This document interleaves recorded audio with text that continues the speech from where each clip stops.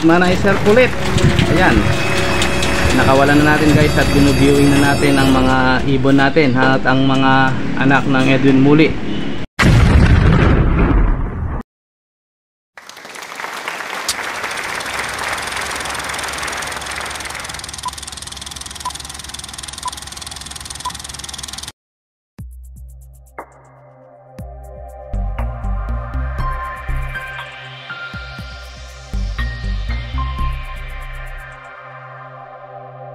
Ay sinama na rin natin sa pag-viewing. So ganyan ako mag-viewing guys, habang hindi pa sila nakakapit ay sinasanay ko na sila sa kanilang loft. So ayan na nga ang kanilang mga magulang, si Red Manicer at si Kulit, ang inakay na nag-inakay. So ayan guys, at naglilimlim na naman guys sa kanilang itlog.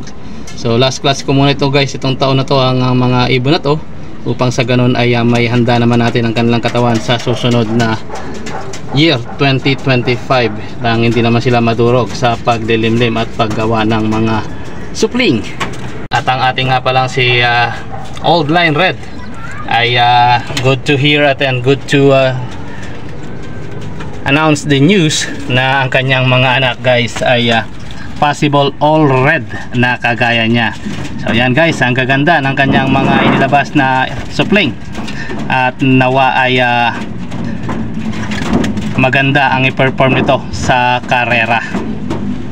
So possible na talaga itong mga to guys na mga red din na kagaya ni Old Line Red sa ating baratang kulungan. Si Old Line Red po ay ang ating lahi na huli ni Bad Boy Red na ating favorite pet noon dito sa loft, na kahit saan mo ibato talagang uuwi at uuwi siya. So kaya gustong gusto ko ang linyada nitong si Bad Boy at ni Old Line Red. Ayan ang magpartner, si Mandy Sarmiento Old Lines siblings at si Old Line Red Bad Boy na ating ipinares. So batang bata kanyang pares at nagkaroon nga sila, mukhang malakas ang dugo nitong ni Old Line Red at mukhang mauulit at mauulit ang gagawin kong pagpapiring sa kanila. Yan na nga si Kulit, ang kanyang mga anak ay puro mga blue bars. So wala nga nagmana kay Kulit.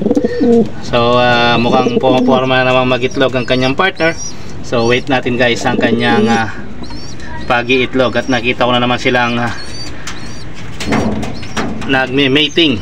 At ang ating Cat Balogan finisher guys ay isa lang ang kanyang inakay. So last clutch na nga ito sa kanya at medyo malaki na rin ang kanyang inakay at nasingsingan ko na yan guys.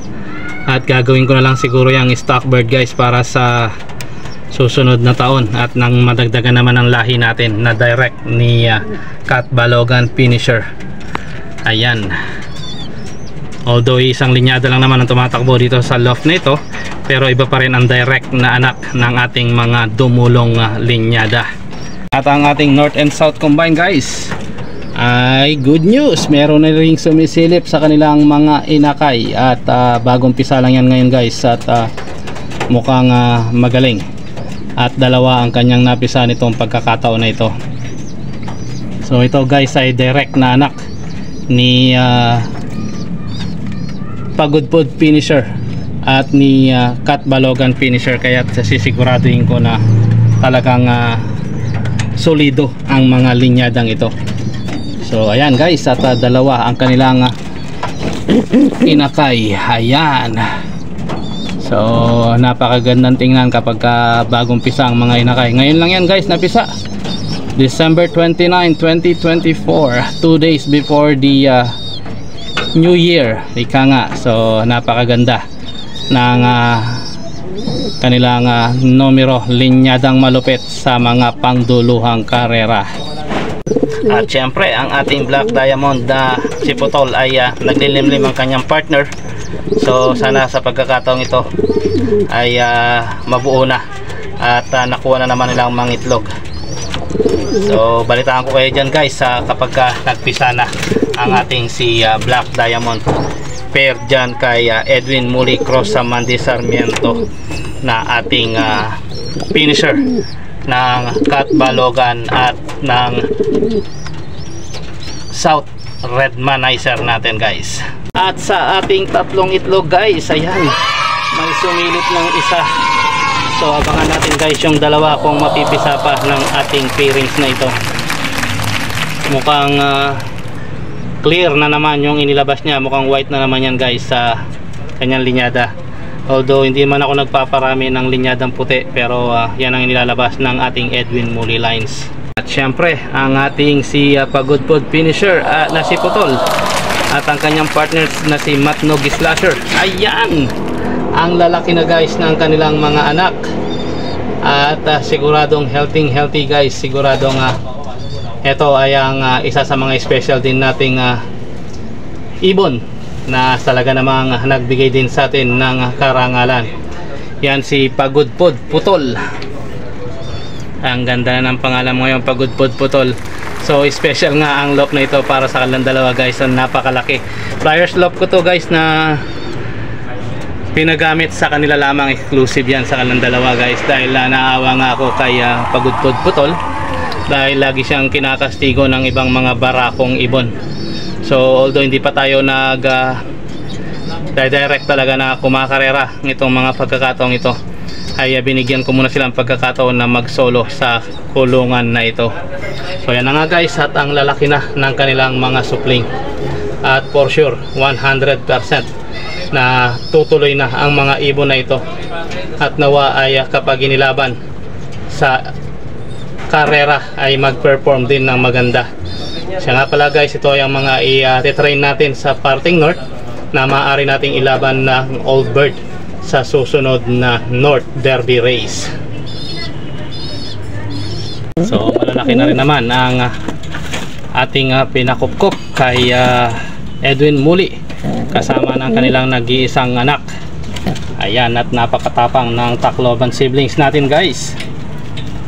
So napakaganda naman ang Tacloban siblings na ito na ipinaras natin kay Lolo Muli. Muli, Edwin Muli lines guys, kasi guys kaya Muli. So ayan na nga guys, at binuviewing natin sa ibabaw ng ating baratang kulungan ang mga inakay na sina Redmanizer, Baby Redmanizer, at ang dalawang inakay ng Edwin Muli lines. At mukhang may naiispatan akong nagbabalik guys.